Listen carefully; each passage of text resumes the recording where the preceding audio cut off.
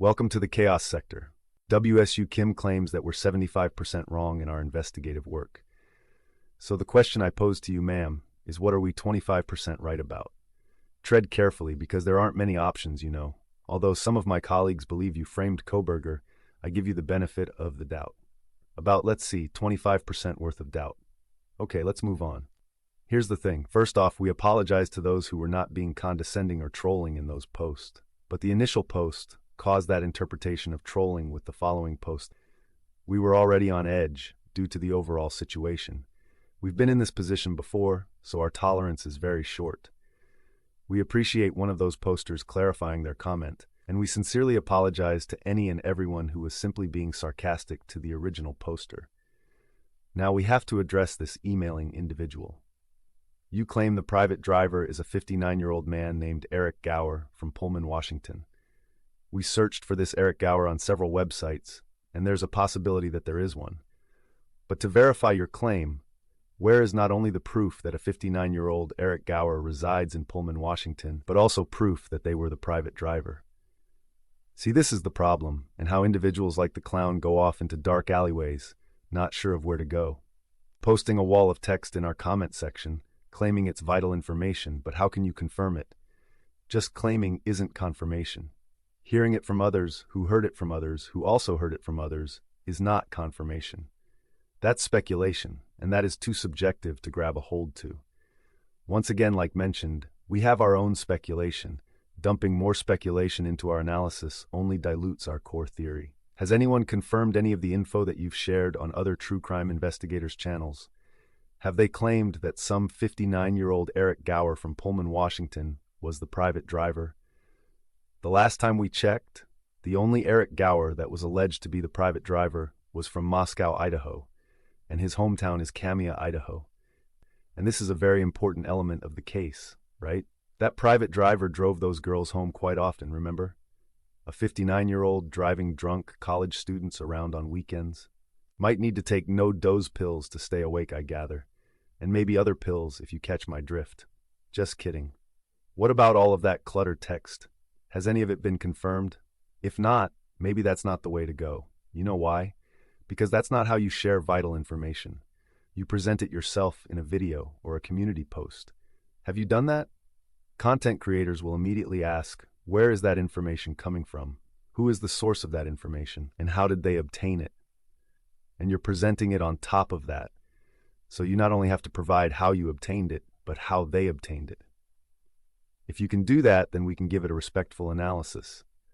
But you can't just blurt out claims without any source to back it up and expect others to regurgitate those claims. We took a glance at some of it, and it appears to be nothing but rumors, despite specific names being mentioned. We classify it as rumors because, well, it hasn't appeared to become a theory or claim that many have, apparently. We do acknowledge threads that claim this or that, but since we're investigating and not just commentating, a lot of that is kept at a minimum. Investigators lose credibility like that because you're not doing actual investigating, rather collecting a bunch of hearsay. But maybe that's not you, or maybe it is. Dot's claims were examined because she is classified as a potential witness. WSU Kim's claims were examined because she claims her daughter was contacted about the murders. The male college student's statements were examined because they were breaking down how that information was relayed early that morning. Facebook posts, Reddit posts, Twitter, Instagram, Snapchat, TikTok, and other so-called sources of information are all centered around speculation, even if it's logical or possible. You fall within this group, and that's not necessarily a bad thing. Unless you're in contact with someone from that town, are you? Otherwise, you're collecting info from a grapevine. All right, that's all cleared up. But to the emailer, prove that there is a 59-year-old Eric Gower who was the private driver. Until then, we'll just let it be. Apologies if you felt offended. But then again, nobody offended you specifically. It was about the element of emailing. Anyway, let's move on. Now let's examine something that can be actually backed by evidence. Visual evidence. The Grub truck footage. We came to the conclusion that Chunky and Susie had exchanged drugs in a previous episode. Others disagree, and we understand. But the key factor to determining the truth is the element of drug trafficking, overdoses, and several individuals involved in this case who supplied drugs for that town. Bonnie and Clyde, of course. Mind you, Moscow is a small town, my friends, so whoever is supplying the drugs for that town, they are considered big-time pushers. That's probably how Bonnie and Clyde felt about themselves in relation to Moscow. But let's get back into it. Okay, after Chunky and Susie make their exchange, Susie hugs Kaylee and walks over to another group to the far right side. When she arrived there, she told someone something, but it clearly was secretive. And from the looks of it, it was about her previous interaction, either it be with Chunky or Kaylee. Let's examine.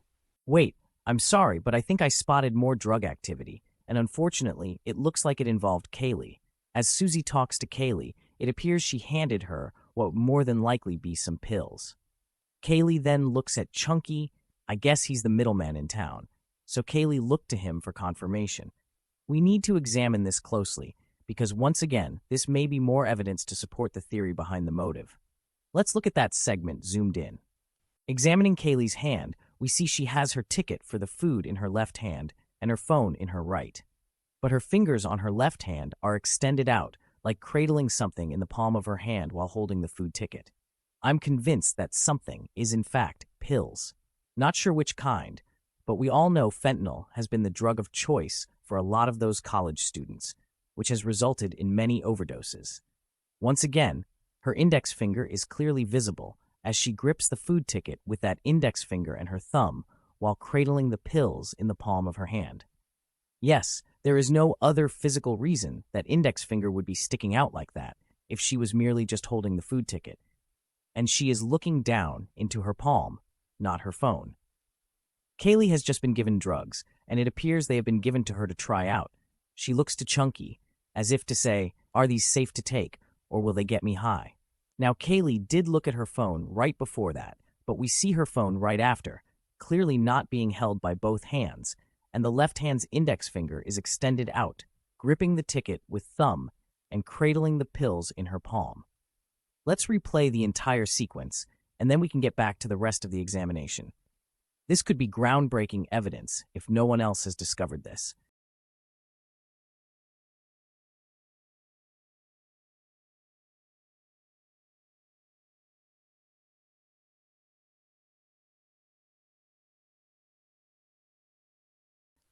I would have to agree here. It's not 100%, but from the physical position of her hand and fingers, and looking down, I have to come to the conclusion she was looking down into her palm, with pills in it. Susie then heads towards the group to the right, and Kaylee sort of walked away in a very, suspicious manner. Maddie is at the counter, preoccupied with some frat guy. The reason we come to the conclusion those were pills and not her phone is because her phone was visibly seen being sort of pulled back simultaneously while she had her index finger extended out, looking into her palm. That proves that it wasn't the phone she was looking at, and it definitely wasn't the ticket. And Susie is standing there, looking around like a typical drug dealer, anticipating the cell to go through. Mind you, she hadn't interacted with Chunky prior to this moment, and he's been standing there for quite some time. We can say he's the, quote, Clyde Jr. in Moscow, so Kaylee seeks his approval. He appears to stare at her, giving the approval without saying anything. The lower-level Bonnie and Clyde here, pushing that filth to their peers. What a fucking disgrace. Let's continue, because this makes the rest of the examination more revealing. She walks over and whispers something in her ear. Then, Susie and the girl in the gray coat glances over in Kaylee's direction, as Susie literally points in that direction while holding her phone. If you put your hand over your mouth or briefly in front of your face while communicating with someone, it's likely a secret message. And that's the concern. Susie communicated a secret to the girl and, of course, pointed in Kaylee's direction. We know Susie communicated something to others about Kaylee. Can't say this is linked to the murders, but based on what we have just examined, it was definitely about drugs. And also she may know that Kaylee and Madison had gotten themselves in trouble. Maybe she attempted to set Kaylee and Maddie up by getting them to try those drugs out. And who knows what would happen. She knew they were drinking, and would that definitely impair them as they would head back home for the night. Mind you, there was no release of that toxicology report. In fact, the fucker claimed it was not relevant to the case. Even that fucking snake Mark Furman came out and stated the same thing. What if they were drugged? We did present that as a possible tactic used against them in our original series. And here would be the potential evidence. Someone who may be an associate of another knows something and will pretend like everything is okay while interacting with that particular person. But behind their backs, they spread that something to others. Susie, in my opinion, gives off that Bonnie vibe as well. In other words, someone who can't be trusted. She even resembles her a bit. They smile in your face. All the time they want you erased. Now there's a bit more to examine. Susie's group are to the right side, while Kaylee and Maddie, Jack and Chunky, are on the other side. The guy in the beige hoodie with Susie appears to be scoping the girls out, either by their conversation or what Susie is telling the group at that moment. He looks to their direction once, turns around, then literally snaps his head back to their direction, as if he heard something important. Let's examine that portion. It appears the guy in the beige hoodie, who we'll nickname Scruffy, had been alerted by something regarding those girls. That group, which revealed more people, gradually shift over to where the girls were. It appears to me that they are eavesdropping on Kaylee and Maddie's activity. What do you guys think about this segment of footage? Does it appear that Susie and her clique were aware of the danger those girls were in? And Susie, being a fake friend, gave Kaylee drugs in attempts to impair her and Maddie for later that night.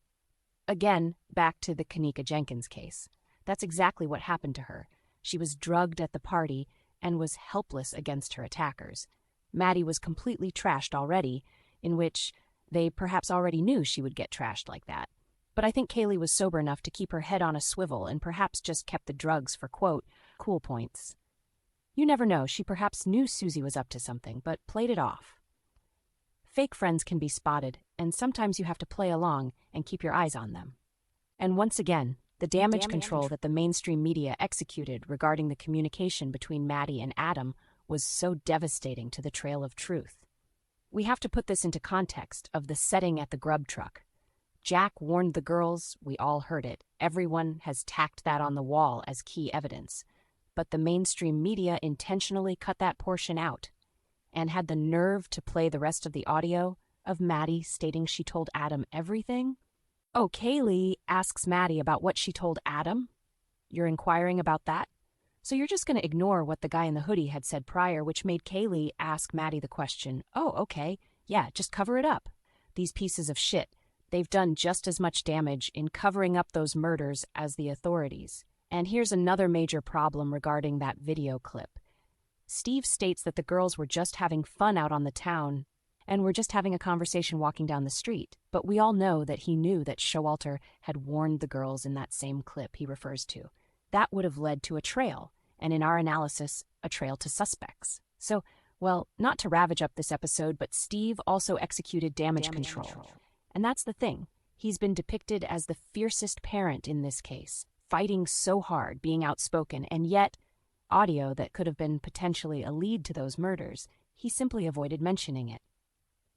Based on that depiction, it prevented the public from connecting the dots.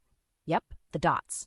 Obviously, that's not her name nor a nickname, but a name she chose, subliminally letting everyone know you can connect the dots if you pay attention.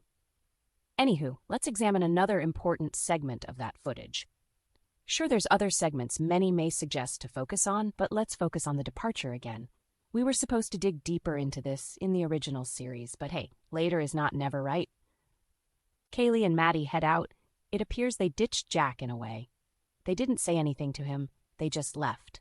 Now, it could be that they assumed he would follow, but Jack appears confused, as to say, where are you guys going? They head to the left side. Jack appears to not know what to do initially as he looks around. Then, he heads to the right side. Now, from this location, let's look at where everyone would have gone, because it is reported that Kaylee and Maddie had been picked up by a private driver. They state they picked the girls up from the Grub truck. But, since we see the girls are leaving, heading west from the camera angle, we see that they have left the Grub truck completely. And this is where we examine their next possible physical location. Now, this is where the Grub truck was located, on or in Friendship Square. Now, there is a bus stop that runs through Main Street. Now, this bus runs until 3 a.m., keep this in mind, and it's a free service for all Moscow residents, another key point. Jack, on the other hand, may have driven the girls to the bar, and they all walked to the Grub truck from the bar. There is public parking right near the Grub truck and even Friendship Square parking. So this may be why he headed east, which would be in the direction of those parking lots. Could it be that Kaylee and Maddie had departed by public transportation on Friendship Square? The direction they headed is right where the bus stop was, right? And more than likely, that bus runs quite often throughout that area, so it wouldn't be a long wait. The question, though, is where does this bus actually go throughout Moscow? Let's find out. Well, looks like that bus does in fact travel near that area. There is a transit center off Sweet Avenue. Simply get off at the transit center, and there's about a 10 to 15 minute walk from Sweet Avenue to Taylor, which they're basically at home at that point. Now, one of our logical theories, based on Maddie's coat being found on that fire hydrant, was that the girls were running away from danger at that point. Some assumed Maddie just threw the coat off, as it was some guy's coat, and she threw it on the fire hydrant. I'm not convinced that was the case. I think they were in danger at that point. It's starting to make a lot of sense, my friends. That coat was hanging off of Maddie the entire night, as it was too big for her. I can see her running, and the coat was flailing around, hanging off of her, and she yanked it off while running. It more than likely was on the ground near the fire hydrant. Then at some point somebody just placed it there. The reason the theory about the girls catching the bus seems more logical now is because, for one, it's a free service. Second, the bus stop was right there near the Grub truck. Third, it runs late up until around 3 a.m. Fourth, its route takes the girls near their home. And finally, Maddie's coat was discovered on the fire hydrant a full main street away from the home. And examining which direction they went, it appears that was the plan anyway, to catch the bus after grabbing their food. Maybe they didn't want to catch a ride with Jack. No problem, they wanted to catch the bus home. He didn't seem to mind, really. Why pay a private driver when you can get free public transportation that takes you near your home? Now, of course, Maddie was not stable, but a decent walk home can sober you up. About 15 minutes of walking in the crisp, cold air, Maddie would sober up a bit. And I think that was the idea. The chronological order of events is being pieced together even more here. The girls encountered danger, ran home as Maddie pulled her coat off. By the time they got home, it would be approximately 2 a.m. Spoke to other housemates about the incident and called Jack around 2:30 a.m., up until 3 a.m. And it's at this point that danger had made its way into that home. And it was literally swept under the rug or trees as the detective tried to act as if they're just searching the area.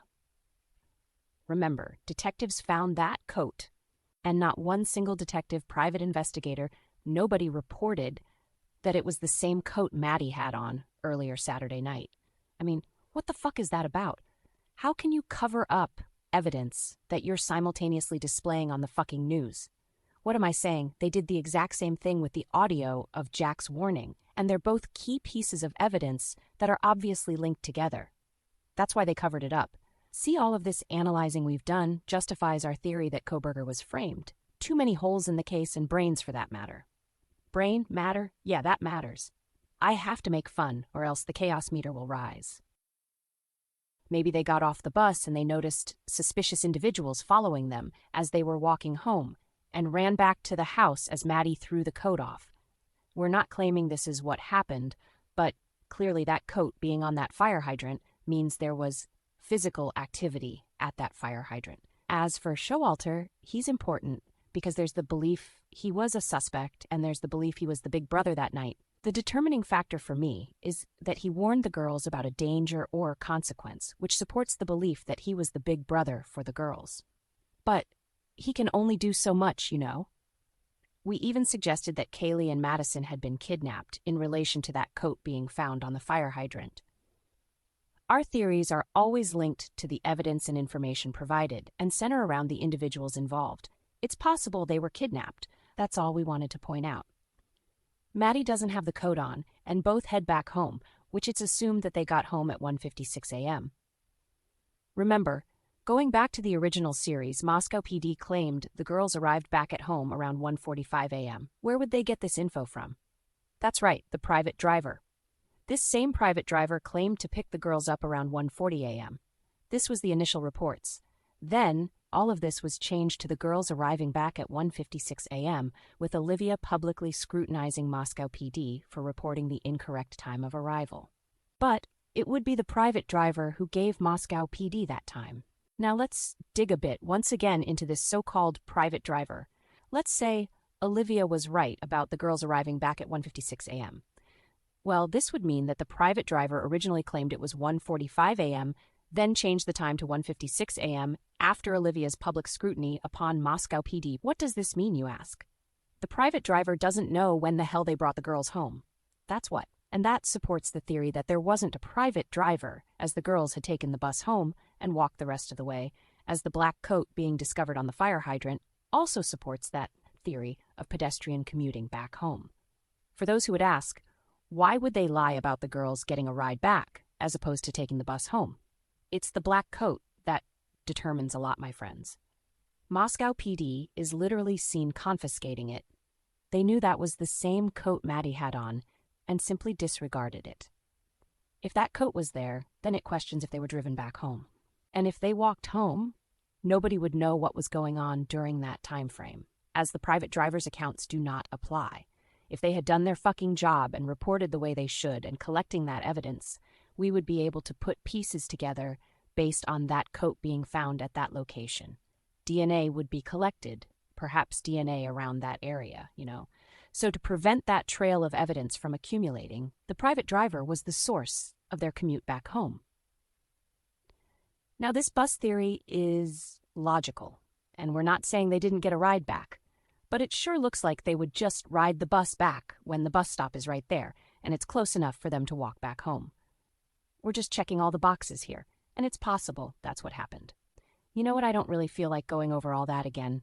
I understand your frustration, but there's something I just thought about. If we go with the theory that Maddie and Kaylee took the bus and had walked home from the transit center and perhaps had encountered danger near Taylor, this would erase the private driver's accounts, right? They haven't been identified anyway. Olivia claimed to view some ring door camera footage in which she physically saw the girls arrive back at home around 1:56 a.m. She claimed they arrived back by Uber. Our previous question, of course, was why did they leak out a screenshot from the neighbor's camera at 1:56 a.m. instead of just showing the actual surveillance footage? They leaked out the Linda Lane footage, suggesting Koberger's vehicle was there, right? So you will leak that footage, indicating Koberger was physically there, but won't release the footage from the neighbor's camera, which would literally show the alleged Koberger's vehicle arriving on King and Queen Road. Wouldn't that be the nail in the coffin? That would show Koberger driving in that neighborhood, right? The reason that neighbor's camera footage wasn't released is because, well, the obvious reason, of course, would be the other devastating evidence, such as the violence, being picked up by that security camera. Well, based on the theory that Kaylee and Maddie took the bus home, you might hear screaming and several people running around during that 2 a.m. time frame.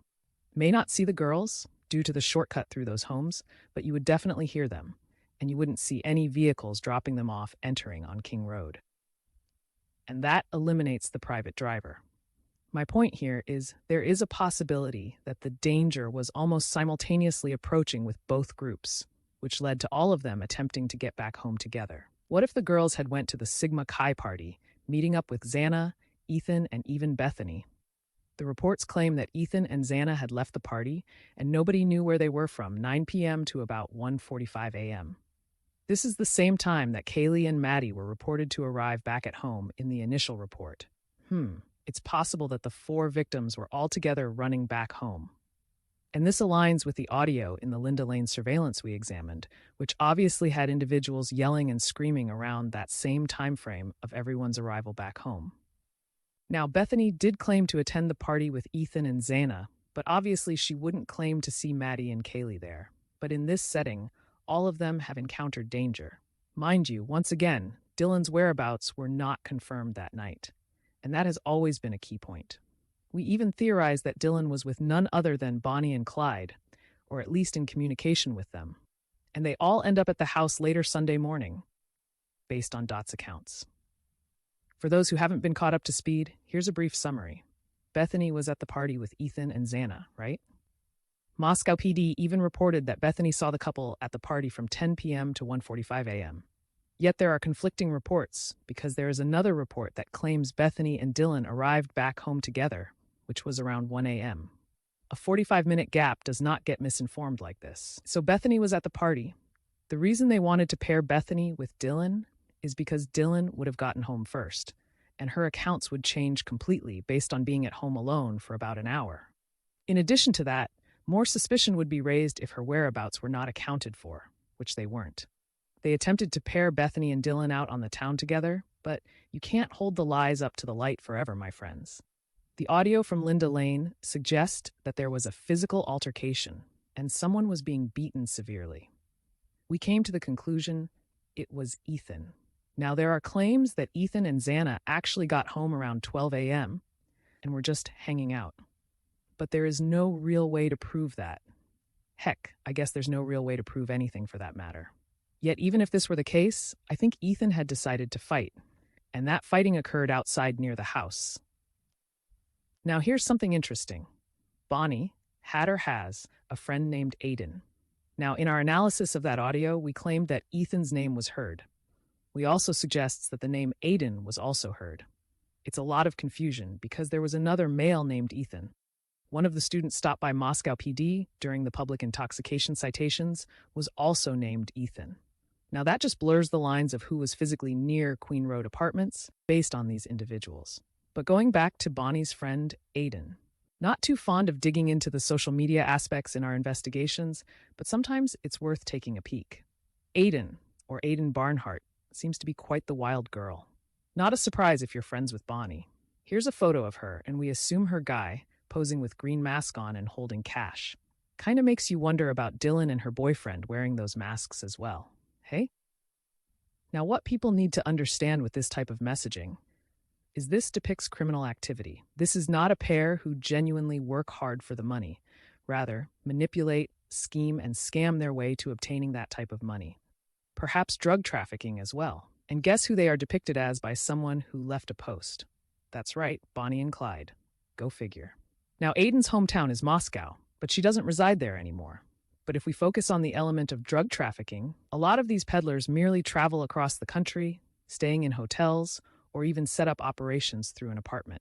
You have to keep in mind, they do generate a lot of money. $25 can skyrocket to $1,000 before you blink an eye, and at the end of the week, they've generated perhaps $10,000. As the old folks would say, if you don't have a pay stub you can show me for that new car you purchased, then don't come around here anymore. And unfortunately, we have to address the parents in Moscow in general. A lot of those parents just can't resist the financial help their drug-peddling children bring to the table. If your child throws $25,000 on the table and says, go take a vacation, the parents start to give in, as they know it's wrong, but bills are always staring them in the face. But the child is actually using their parents as a form of assurance, someone to bail them out of jams when they get busted. The money is more of a guilt trip investment, holding it against them. So when they get in trouble, the parents will feel obligated to bail them out of those jams due to their so-called contributions to the household. It happens all over the country and the world. Remember Bonnie's DUI arrest? Remember her phone call? Yeah, looking to family members to get you out of a jam, a problem you created. That name was heard, we can conclude, which means either there is another Aiden or that was the same Aiden who is Bonnie's friend. And of course that Aiden was screaming for help regarding something, as we broke down. Yeah, that audio clearly is linked to the murders. If only they released the neighbor's camera footage, well then we would know the actual truth. It would show any and everyone entering that neighborhood, from vehicles, at certain times, and even individuals walking around. That's why they never released it. So-called leaking a screenshot at 1:56 a.m. was to justify Olivia's claim that the girls arrived back at this time. But it doesn't show proof of that, so it's worthless from an investigative point of view. The DoorDash driver arrives around 4 a.m., but let's go over this again. Moscow PD claimed that based on Xana's phone data, she was awake around 4 a.m. as she was on TikTok at this time. But they never released any information about Xana ordering DoorDash, no receipts, no phone calls, no proof that she ordered anything.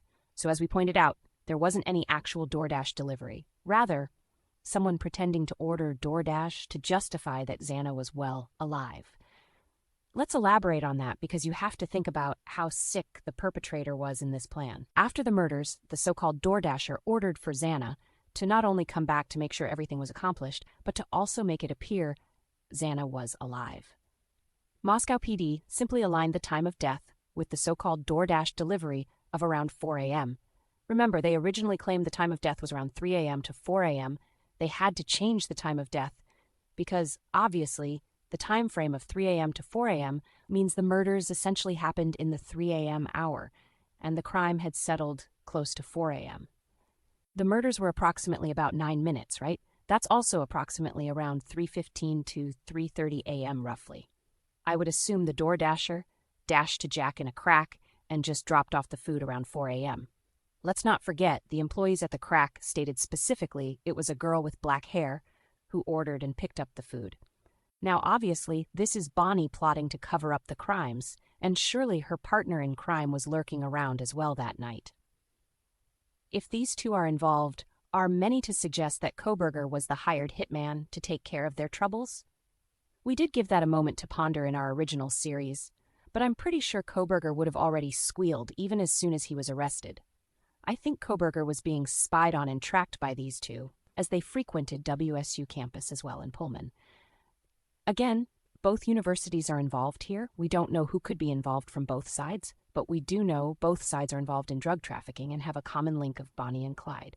That's the setup. There was no order from Xana. And if there isn't an order from Xana, then the DoorDash delivery is a part of a plot, simple as that. Did the mainstream media cover that? Did they question who delivered that food when the audio proves that it was someone who ordered and delivered it? Oh no, we're just going to present another segment of damage control. It's like an impersonation. We're picking up on a lot of this involving this case. Basically impersonating Xana as ordering food, a fucker impersonating a DoorDash driver when she's a drug dealer, and even a so-called true crime investigator who has a criminal background of impersonating others who just so happen to be covering this case, like physically covering the case. He definitely can impersonate a private driver. You have someone impersonating a private driver using a name of someone else who was not the actual private driver. As for the TikTok activity, well, the phone could be active on the site for quite some time, up to a few hours if I'm not mistaken. For individuals over the age of 18, we went over all of this. The plot was to make it appear Xana was alive, and Moscow PD did the same fucking thing. Now, there is a correction to one of our claims, though, which is important. After reviewing that Linda Lane surveillance a bit closer, the vehicle we claimed was black.